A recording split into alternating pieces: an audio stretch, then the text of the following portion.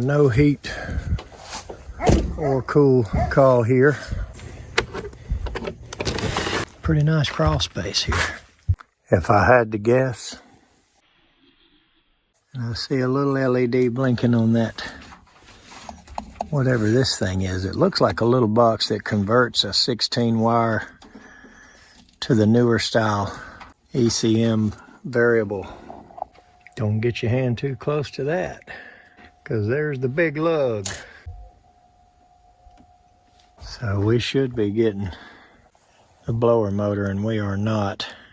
I overlooked something here. Poor little old Jimmy, the mouse.